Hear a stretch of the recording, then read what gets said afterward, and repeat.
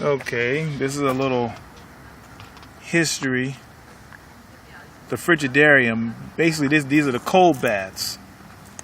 Okay, one of the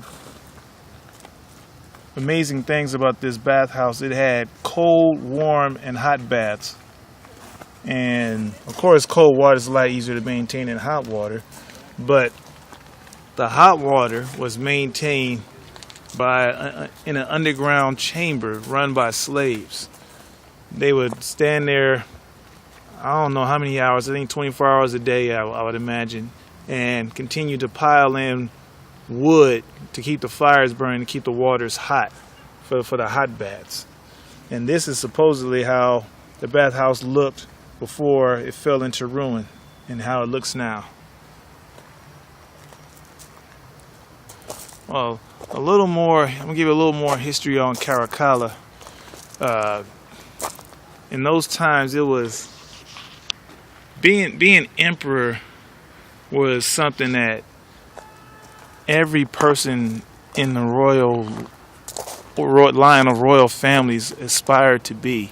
So much so that they would have done anything to attain that title. That's why Rome had, I lost count how many emperors they had in the imperial period.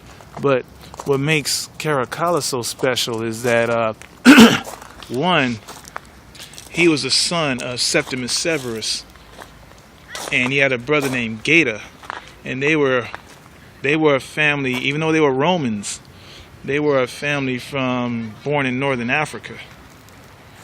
And once, upon the death of Septimus Severus, Caracalla and his brother Geta, they became co-emperors.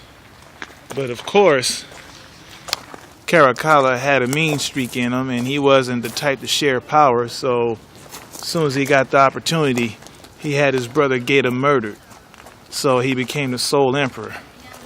But like destiny, karma, what goes around comes around.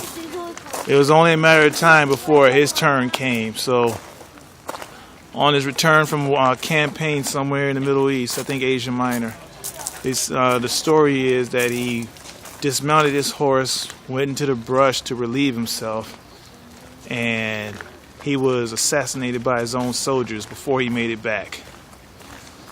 So karma found a way to balance the scales, and he, like other emperors, was assassinated.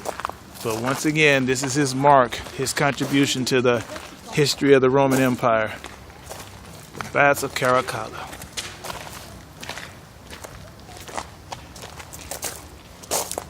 Let's see what we got here. Get me on here. Yep. Oh man, look at all these other mosaics.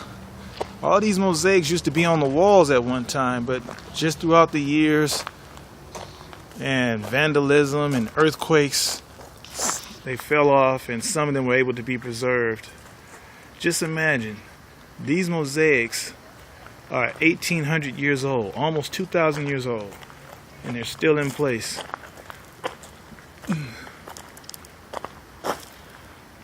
What are you looking for?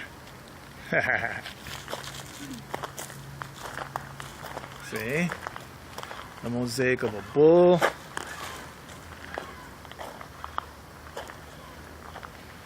I can imagine how this place must have looked when it was finished. Wow, let's keep looking. Let's go over here real quick.